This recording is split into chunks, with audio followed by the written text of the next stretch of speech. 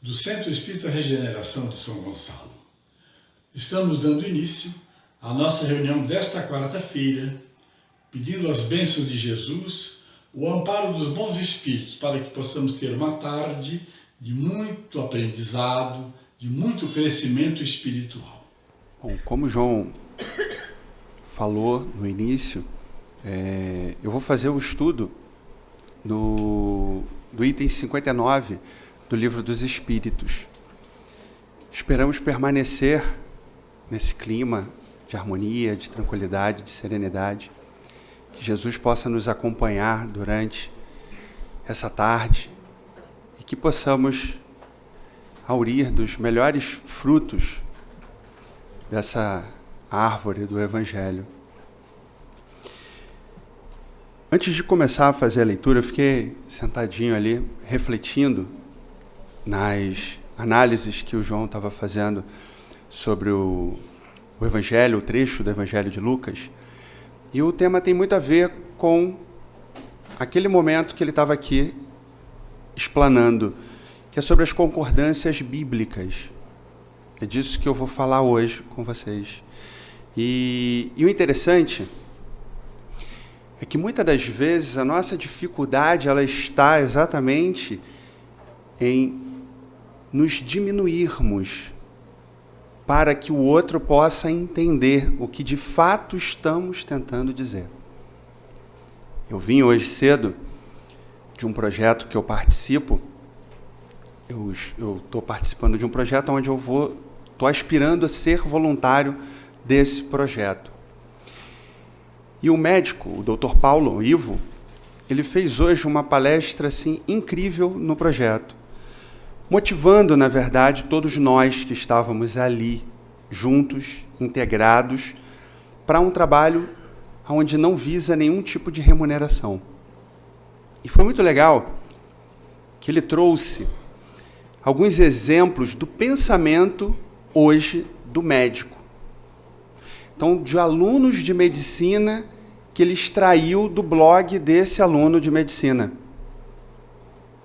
E é muito interessante que nessa leitura que ele fez com a turma dele na universidade, ele chamou a atenção dos alunos que se eles, no caso, como estudantes de medicina, têm a capacidade já confirmada, pois passaram no vestibular e concluíram o curso de medicina, se eles são mais capazes, são eles que vão ter que descer os degraus necessários para conseguir explicar, para conseguir falar com alguém que for se consultar com eles. E o tempo inteiro ele falou muito de intuição. O tempo inteiro. Fiquei coçando assim de vontade de ir lá perguntar se ele era espírita. Mas aí me contive. Mas foi muito importante para mim ver ali que existe esse trabalho em todas as frentes. Ele usava um termo que é muito importante para a gente, que era de humanização. O projeto que eu faço parte, que eu sou integrante, ele visa humanizar a saúde. E é interessante que ele falava o tempo inteiro de como, se eu cuido de seres humanos, eu preciso humanizar a saúde. E eu comecei a me identificar como professor dentro também de uma necessidade de humanização da minha sala de aula. Já são quase 6 meses que eu estou no projeto. E o interessante é que a ficha só caiu agora. Do que é essa humanização? É a acolhida. É você querer estar com outro ser humano ao teu lado. E você querer se doar para ele. Qual a convergência, por um acaso, que isso tem com o Espiritismo? Toda. Toda. Porque na prática, quando a gente vai praticar o Espiritismo, a gente precisa exatamente desse processo, de querer o outro, esteja ele encarnado ou esteja ele desencarnado ao teu lado. Não mais no sentido de querer tirar todo mundo que te faz mal do teu lado. Muito pelo contrário. A gente começa a perceber pelo Espiritismo e através do Espiritismo que nós estamos numa grande sala de aula. Nós estamos buscando, na verdade, a compreensão de algo que é muito simples, que Jesus nos ensinou há mais de 2000 anos atrás, que é amar. Como é que a gente ama? A gente tem muitas das vezes dificuldade de amar o que está dentro de casa, que é o próximo, que está ali dormindo com a gente, muitas das vezes. Como é que é amar a todos? Como é que é neutralizar o seu direito de legítima defesa, muitas das vezes, apostando que é a melhor saída para que se chegue a uma compreensão, como, por exemplo, no livro Há 2000 anos, onde o Simeão ele abre mão do direito de se defender para, na realidade, construir algo que ficaria para a eternidade, que são é o apostolado do Cristo. E me detendo um pouco mais próximo do estudo que eu precisava fazer, eu comecei a perceber a necessidade que a gente tem hoje de nos instruirmos na doutrina e pôr em prática essas instruções que recebemos. E é muito interessante que eu tive dificuldade na semana passada, e aí solicitei a um grande amigo algumas orientações como proceder em determinadas situações. E esse meu grande amigo, ele falou para mim: olha, Wendel, você precisa ficar atento às intuições. Isso ficou martelando na minha cabeça a semana inteira. Ele me dizia o seguinte, que o espírito, ele vai se aproximar da gente, o benfeitor, vai se aproximar do grupo, muitas das vezes, que fazemos parte, principalmente quando é um grupo de trabalho espírita, e ele vai eleger alguém dali para intuir. E aí a gente precisa estar apto a receber essa intuição. E eu lembrei de uma questão, que é a 459,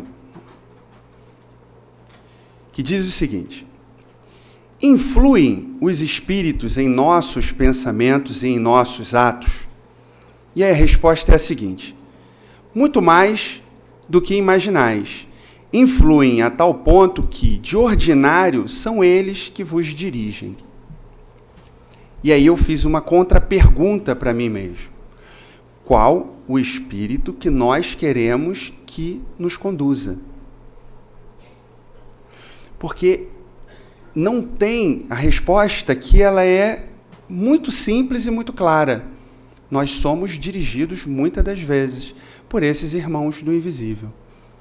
Kardec, ele foi num ponto que era nevrálgico, que era trazer essas concordâncias bíblicas para o conhecimento científico da época. E ele faz esse paralelo com muita maestria, porque ele era um educador. Ele era um humanista, um grande humanista, o maior. O maior não, porque o maior é Jesus. Mas ele é um grande humanista nessa seara de trabalho, de consolidação do trabalho que o Cristo deixou. E vou fazer a leitura.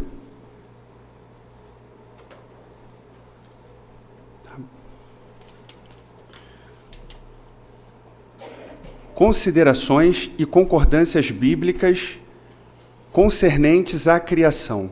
Questão 59. Os povos hão formulado ideias muito divergentes acerca da criação, de acordo com as luzes que possuíam. Apoiada na ciência, a razão reconheceu a inverossimilhança de algumas dessas teorias. A que os espíritos apresentam confirma a opinião de há muito partilhada pelos homens mais esclarecidos. A objeção que se lhe pode fazer é a de estar em contradição com o texto dos livros sagrados, mas um exame sério mostrará que essa contradição é mais aparente do que real e que decorre da interpretação dada ao que muitas vezes só tinha sentido alegórico. E aí a primeira questão que a gente tem que começar a pensar: quais eram as ferramentas que Kardec possuía na época?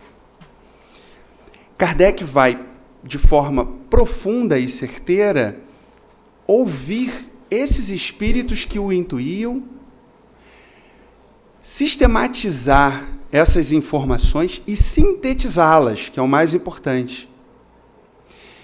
Ele trabalha nessa reorganização dessas informações e ele consegue, de par com a ciência, trazer os esclarecimentos devidos.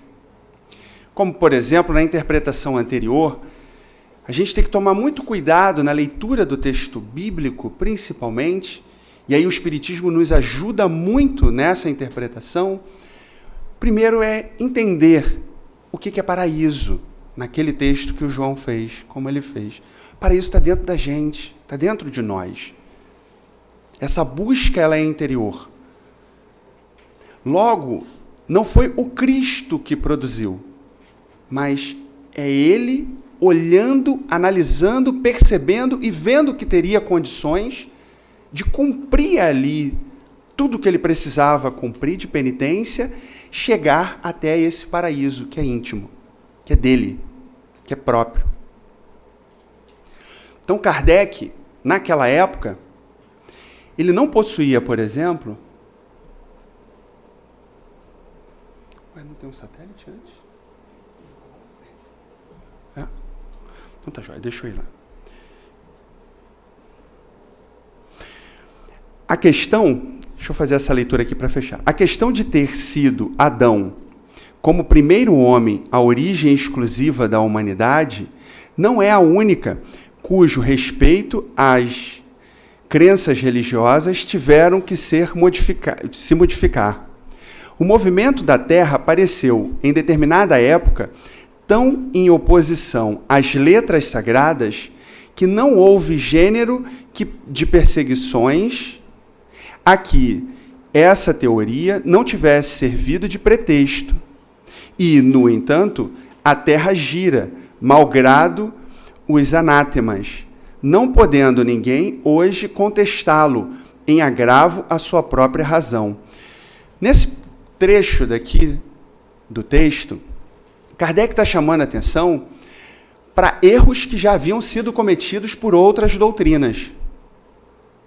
Se eu coloco e engesso como algo que é divino, que o mestre ou que Deus, nesse caso, disse que é desse jeito, e eu desprezo a minha capacidade de raciocinar e deixo tudo ao acaso, tudo para aquele que é muito superior a mim, fica tudo muito fácil, porque eu fico de coitadinho dentro desse processo todo e não consigo, na verdade, modificar algumas linhas que eu trago que são equivocadas. E aí, eu fico imaginando se Kardec tivesse acesso a esse tipo de informação naquela época. Esse é o satélite Hubble. E dentro do satélite, e a capacidade desse satélite de trazer imagens para a gente, de trazer o tamanho, na verdade, da nossa participação dentro de todo o universo, é interessantíssima. Então, isso que parece um quadro pintado, na verdade, é uma foto do espaço. É uma foto de uma galáxia. Qual o sentido de toda essa criação, senão a evolução? Senão algo muito superior à nossa capacidade de análise. Então, no texto aqui, ele está falando de Adão. Eu tive um episódio em casa, meu pequenininho, virou para minha esposa. Ele estava dentro do quarto, eu estava na sala trabalhando, lendo, e aí eu ouvi o assunto dentro do quarto. Então, o meu filho estava perguntando para minha esposa: mãe, como é que Deus criou Adão? E aí eu de lá já fiquei mais atento, acurei o ouvido para ver se eu conseguia ouvir tudo que ele estava falando. E aí a mãe perguntou para ele: por que, meu filho? Ele está estudando num colégio católico. A professora de religião passou um filme para a gente, aonde Deus soprava o barro e aí Adão saía andando. Aí eu falei: Jesus amado. Só ouvi depois na sequência: Wendel, vem cá. Explica aqui para ele. Não é você que gosta de falar? Então vem cá falar com ele. E é tão interessante como é que a gente é posto à prova. E novamente, esse mesmo amigo que eu pedi a orientação a ele me deu uma outra orientação que foi fundamental para a criação que eu estou tentando produzir com o meu filhote, que é falar com ele abertamente. Ele não é uma criança, eu tenho que colocar isso na minha cabeça. E aí todo dia eu repito para mim mesmo: ele não é uma criança, ele é um espírito. Ele é um espírito que está ali do meu lado, que traz experiências e que eu preciso, enquanto há condições, manipular da melhor maneira possível essas informações que ele traz. E eu falei: sei lá, quem é que está me perguntando agora, né? Eu vou explicar tudo direitinho ali, aonde eu sei, até onde eu sei. E aí foi muito legal, que foi um grande exercício para mim, porque na pergunta eu fiz uma contra-pergunta para ele, já me acostumando com o que Kardec faz. Mas Sócrates também fazia isso. Então é uma habilidade muito antiga que a gente precisa adquirir. Eu virei para ele e perguntei: mas o que você sabe? E ele começou a me explicar. E cada vez que ele me explicava, eu ia tentando bolar uma estratégia e a estratégia fugia da minha mão. Eu falei: Jesus amado, e agora? O que eu faço? Porque ele foi explicando passo a passo, mas ele explicou o livro da Gênesis inteiro para mim. Eu falei: como é que eu faço agora? Peguei a Bíblia e fui ler com ele. Porque eu preciso dar a informação precisa para ele. Se ele é um espírito que vem atravessando muitas encarnações, é uma covardia com esse espírito deixar ele sem saber exatamente o que ele precisa saber. Porque ou eu acredito que o que eu estou lendo aqui é o que eu preciso, ou não faz muito sentido. Então eu costumo tratar muito longe da ficção científica o que eu estou lendo. Eu costumo tratar como sendo o meu livro de conduta, por onde eu vou caminhar. Muitas das vezes eu não consigo. Então teve uma vez que eu estava voltando de Friburgo, e aí eu tive que fazer uma ultrapassagem um pouco mais arriscada, e aí o meu irmão falou: nossa, você jogou o evangelho para trás agora e fez a ultrapassagem. E eu comecei a rir, que ele é um cara que gosta muito de fazer brincadeira, mas é onde eu parei para pensar. Eu falei: nossa, é mesmo, eu tenho que melhorar mais ainda, eu tenho que me burilar todo dia. E esse exercício de falar, de poder expressar o que eu entendi, é muito importante para que o outro possa me dizer se ficou compreendido ou não. E aí, depois de ler a Gênesis com ele, bíblica, aí ele entendeu de onde foi extraído aquele filme. O filme não veio do nada, o filme veio do livro bíblico.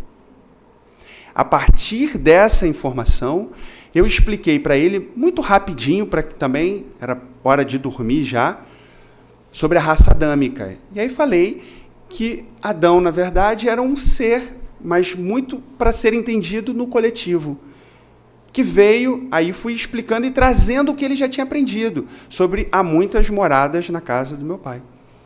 E aí ele me respondia, e aí eu fazia com que ele entendesse o que se passava ali naquele episódio.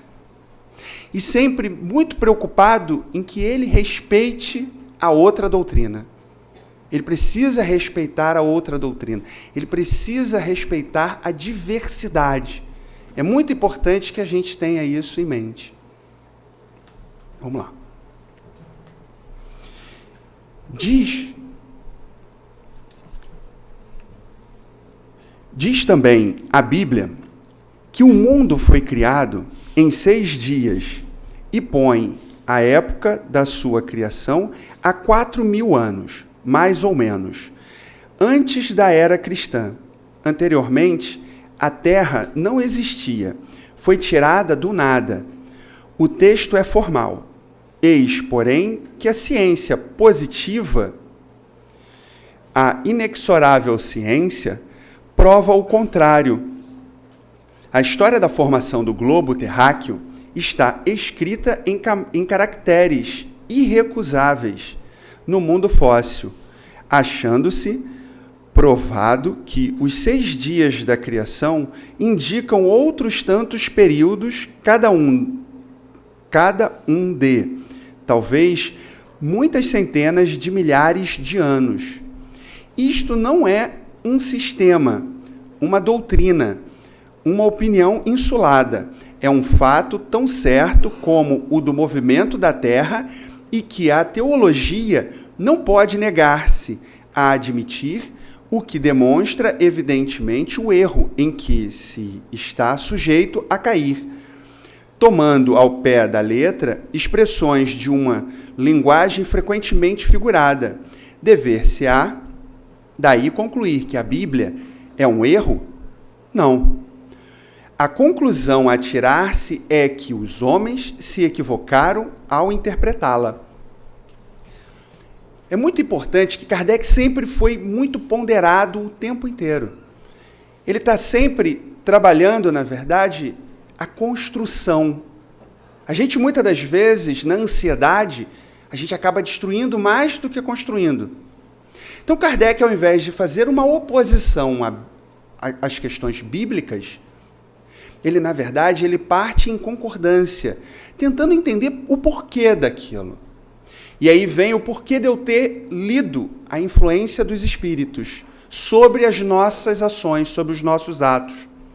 É muito provável que naquele momento Moisés tivesse sido profundamente intuído ali por espíritos superiores, já preparando a humanidade para que pudesse receber o Cristo. Esse estudo ele é belíssimo, ele está contido na Gênesis. E aí é onde eu fico muito feliz de poder ter a oportunidade de estar estudando o Espiritismo em uma casa que tem como premissa a visão tridimensional dessa doutrina maravilhosa. Eu participei do Hereu, e aí o dirigente da oficina que eu participei, que era sobre estudo da doutrina espírita, sobre estudo sistematizado da doutrina espírita, ele falou, ele trabalhou a experiência dele, e ele disse que ele nunca havia conseguido começar o estudo da Gênesis e terminar o estudo da Gênesis. Nunca. Que ele estava concluindo um que ia ser poucos dias depois do Hereu encerrar. Logo, não funciona, e isso ficou mais do que provado pela própria fala dele, você estudar isoladamente cada livro. Isso é um método de educação, você estudar pela temática. Tem um grande amigo meu que trabalha com educação em ambiente rural e que ele me conta coisas assim impressionantes do que eles conseguem fazer com que o lavrador ali, que não tem acesso, consegue aprender em um único final de semana, no mês. Porque eles trabalham convergindo, conforme o nosso guia aqui pretende fazer conosco.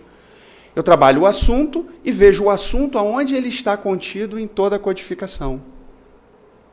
Esse assunto eu já estudei, das eras geológicas, mais de uma vez.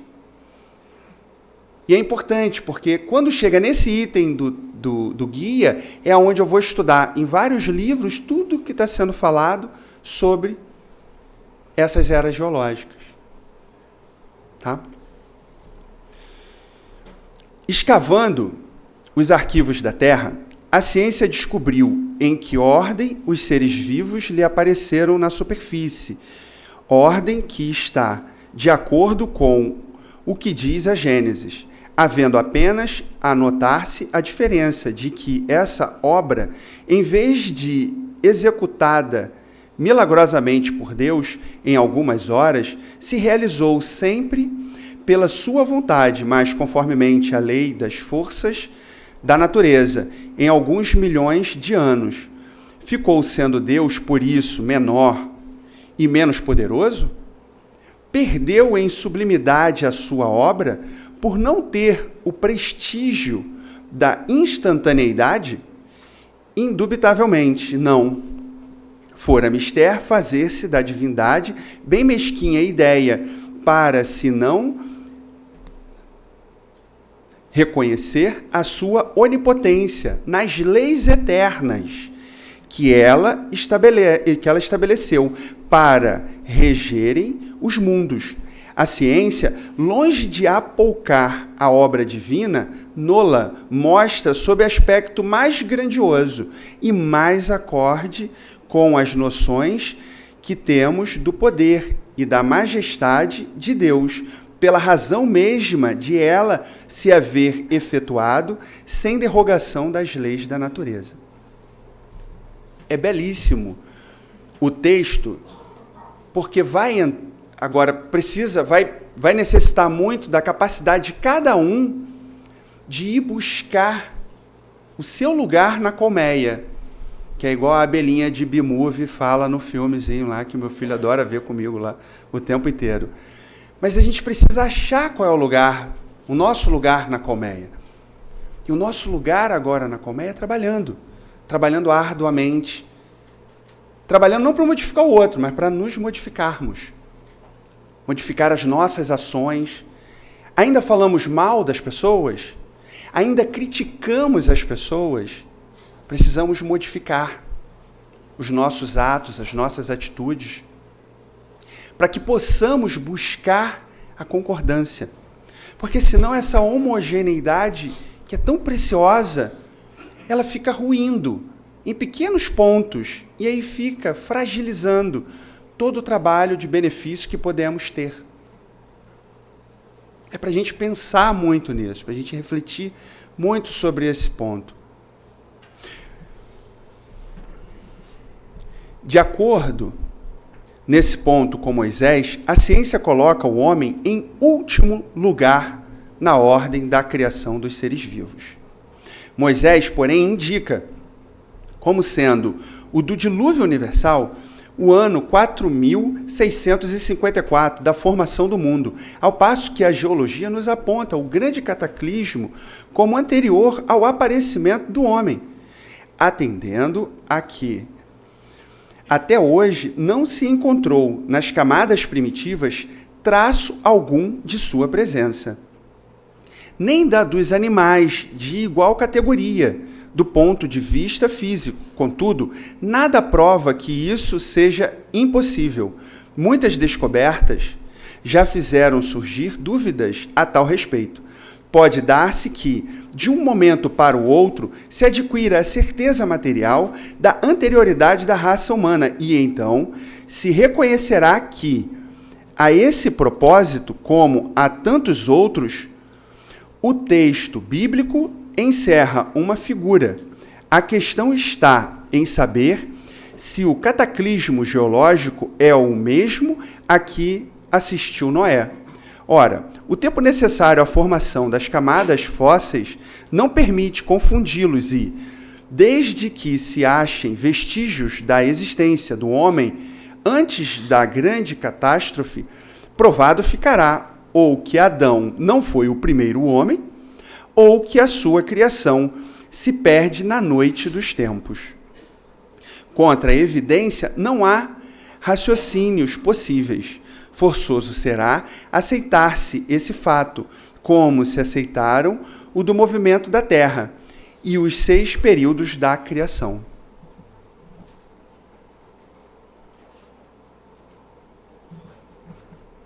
Eu fiz um treinamento na empresa que eu tenho com meu irmão, e foi muito interessante que uma pessoa de sistema, ele falava o tempo inteiro para a gente que contra dados não há argumento. O que Kardec produz, na verdade, é essa coleta de dados, porque senão a coisa fica muito louca. Essa semana a gente foi acometido de uma informação que somos descendentes de Marte, segundo um pesquisador. Ah, não tem problema não. Pode falar. Como é que a minha sogra pode achar que eu devo maneirar no que eu estou falando de espiritismo com ele, se ela deixa ele ouvir essas coisas na televisão? E a teoria diz que veio um meteoro e trouxe o ser humano para cá e colidiu com a Terra, enfim, tem toda uma pesquisa ali para ser dado razão para uma coisa que não deveria estar dando ibope. Não deveria estar ali naquele momento, ali, sendo dado uma atenção profunda, porque é um estudo isolado, mas acaba sendo disso que a gente se entretém, que a gente passa o nosso tempo. Ao invés de ir buscar coisas que de fato tenha relevância. Mas o meu filho de imediato já falou, mamãe, a gente veio de Marte, mamãe? E aí já começou dali, já meteu bronca já com a gente lá, já fazendo um monte de pergunta. Porque ele está sedento. Ele está sedento e nós estamos sedentos também. Eu quero entender por que eu não consigo resistir a um vício. Eu quero entender por que isso acontece comigo. Eu quero essas respostas. Mas eu não quero metade da resposta. Eu quero a resposta toda. Eu quero saber como é que eu consigo. E o Espiritismo dá para a gente essa capacidade. Porque eu paro de deixar no outro. Ou em Deus. O problema que é meu. O problema é meu. Quando a gente lê os romances de Emmanuel, isso fica muito nítido. Você começa a ficar pequenininho, e você vai sumindo, né? Você acha que sabe, mas não sabe nada. Perto daquelas provas anteriores a dos cristãos primitivos. É muito interessante, e aí a gente percebeu o porquê disso tudo. O porquê é como a gente, como educador, como pai, que já sabe o que vai acontecer, porque eu tenho 39 e o meu pequenininho tem só 6, então eu já consigo prever algumas coisas dele. Então eu falo, não faz isso que vai dar errado. Eu que sei. E aí vai e faz, dá errado, cai lá, se machuca, e aí eu vou lá para levantá-lo. Eu não vou largá-lo lá. É isso que a gente precisa entender. Que os atos de desatino, eles vieram para que a gente pudesse aprender com eles. Quando Kardec desconstrói,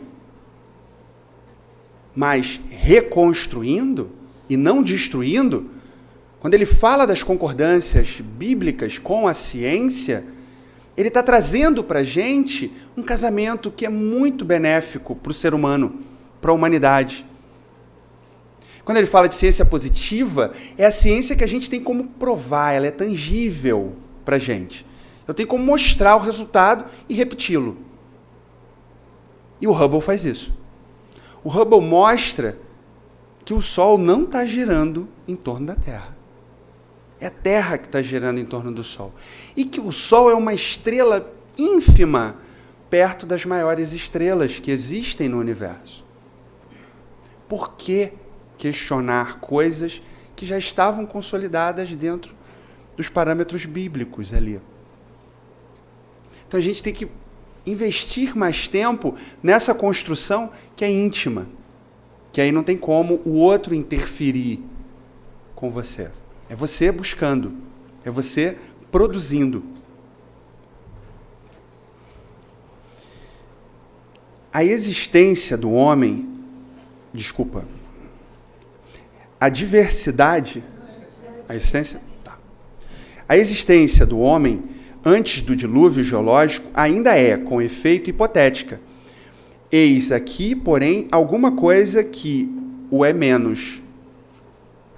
Admitindo-se que o homem tenha aparecido pela primeira vez na Terra 4.000 anos antes do Cristo e que 1.650 anos mais tarde toda a raça humana foi destruída, com exceção de uma só família, resulta que o povoamento da Terra data apenas de Noé, ou seja, de 2.350 anos antes da nossa era. Ora, quando os hebreus emigraram para o Egito, no 18º século, encontraram esse país muito povoado e já bastante adiantado em civilização. A história prova que, nessa época, as Índias e outros países também estavam florescentes, sem mesmo se ter em conta a cronologia de certos povos, que remonta a uma época muito mais afastada. Teria sido preciso, nesse caso, que o 24º ano, 24º ao 18º século, isto é, que num espaço de 600 anos, não somente a posteridade de um único homem houvesse podido povoar todos os imensos países então conhecidos, supostos que os outros não o fossem, mas também que, nesse curto lapso de tempo, a espécie humana houvesse podido elevar-se da ignorância absoluta do estado primitivo ao mais alto grau de desenvolvimento intelectual, o que é contrário a todas as leis antropológicas. Só um adendo. É muito interessante porque o Hermínio Miranda ele faz de forma primorosa, no livro O Espírito e o Tempo, essa análise do corpo social. Então ele chama a atenção que tudo que a gente tem é fruto do acúmulo, do coletivo. Então nós somos a média coletiva. Nós fazemos parte dessa sociedade, que ele vai chamar de horizonte cultural. Então nós éramos pagãos, nos tornamos cristãos, nos tornamos protestantes e aí nos tornamos agora espíritas. É muito difícil a incursão imediata de uma ideia que é inovadora. E por incrível que pareça, já está com bastante idade, né? Já está com mais de 150 anos a doutrina, mas ela ainda é uma inovação para muitos que estão, para a grande massa da humanidade. Porque vai colocar a gente, né, o ser humano, num caminho muito diferente do que o que ele traçou. Do que o que a gente, muitas das vezes, é bombardeado em casa com a mídia, com os telejornais, aonde nos incitam ainda a ter, ao invés de ser.